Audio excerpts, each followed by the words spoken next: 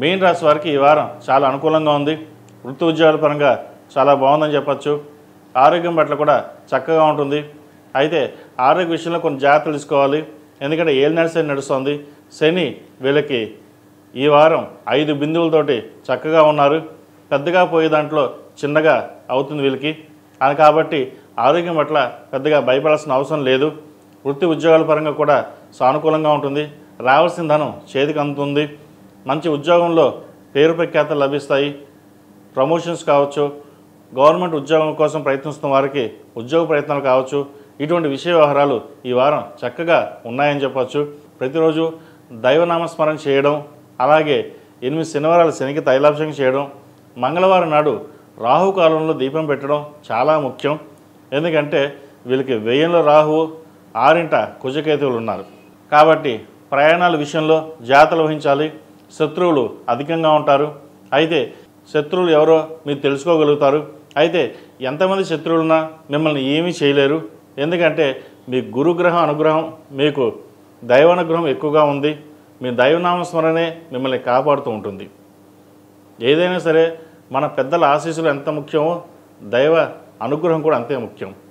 ప్రతిరోజు ప్రతినిత్యం ఓం నమః శివాయతో దీపారాయణ చేయడం, శివనామ స్మరణ చేయడం, కుదిరితే ప్రతిరోజు ఇంట్లో రుద్రాభిషేకం చేసుకోవడం. ఒకవేళ అభిషేకం అంటే ఒక 108 సార్లు అష్టోత్తరంతో శివుడికి నీళ్లు పోసినా చాలు, పరమేశ్వర అనుగ్రహం కలుగుతుంది. ఈ 45 రోజులు ప్రతిరోజు శివనామ స్మరణ చేయండి. కుదిరితే అభిషేకం చేయండి. మంగళవారం నాడు, శుక్రవారం నాడు అమ్మవారికి కుంకుమార్చన చేయండి. తద్వారా మంచి ఫలితాలు సంప్రాప్తిస్తాయి. శత్రువులు కూడా మిత్రులుగా అయ్యే అవకాశం గోచరిస్తోంది. కోర్టు వ్యవహారాలు ఏవైతే ఉన్నాయో సానుకూలపడతాయి.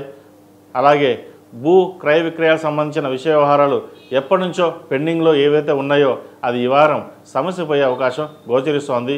అవి సానుకూలపడే విధంగా గోచరిస్తోంది.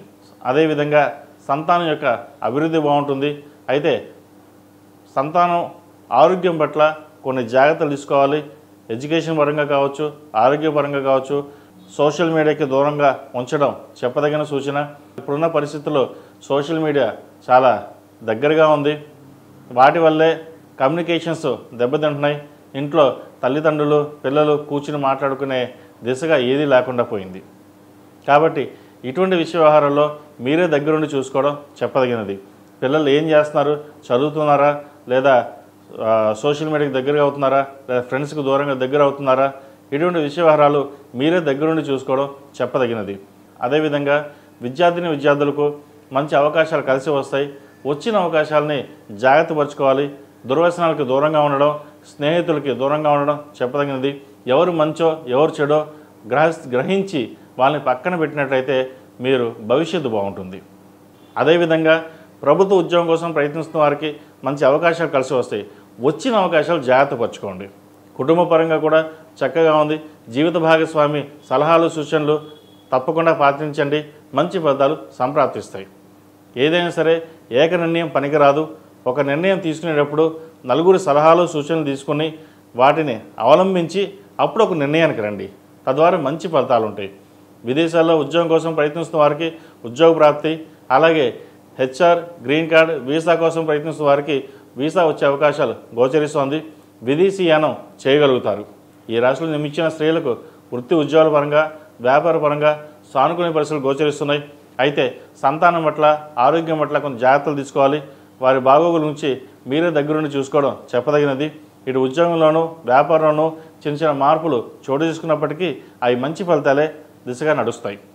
అయితే వ్యాపారాన్ని విస్తరింపజేయాలనే ఆలోచన ఏదైతే ఉందో అది కొంతకాలం ఆగి ఉండడం చెప్పదగినది. ఉన్న వ్యాపారాన్ని సక్రమంగా చేయడం, దాంట్లో లాభ నష్టాలని ప్రతిదీ మీరు పరిశీలించుకుని ముందుకు వెళ్ళడం చెప్పదగినది. అదేవిధంగా వివాహం కాని వారికి వివాహ ప్రయత్నాలు చేసుకోవచ్చు. మంచి సంబంధం కుదురుతుంది. సంతానం కోసం ప్రయత్నిస్తున్న వారికి సంతానం కొంచెం ఆలస్యమైన మంచి సంతానం కలుగుతుంది. శుభవార్త వినే సూచన కనిపిస్తోంది. ఈ రాశి వారికి ఏలినాటి శని నడుస్తున్న కారణం చేత శని ఈ వారం చక్కగా ఉన్నా కూడా 8 శనివారాలు శనికి తైలాభిషేకం చేయడం, అఘోర పాశుపత హోమం చేయించడం చెప్పదగిన సూచన. రోగస్థానంలో కుజకేతువులు ఉన్నారు కాబట్టి ఆరోగ్యం పట్ల కొంత మెలకు అవసరం. కళ్ళకు సంబంధించి, అసిడిటీ, గ్యాస్ సంబంధించి స్కిన్కి సంబంధించిన విషయ వ్యవహారాలు చాలా జాగ్రత్త వహించడం చెప్పదగినది. సమయానికి ఆహారం తీసుకోవడం, నిద్ర వీరికి చాలా ముఖ్యం.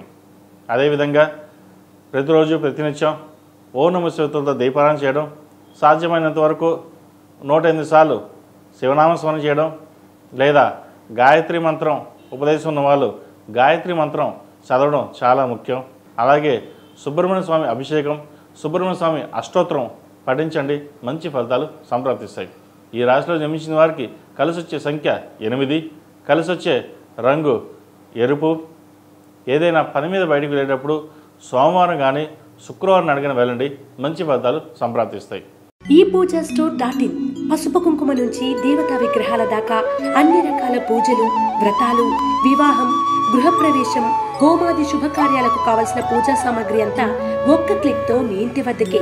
నేడే ఆర్డర్ చేయండి మీ ePoojaStore.in లో. One stop for all puja needs.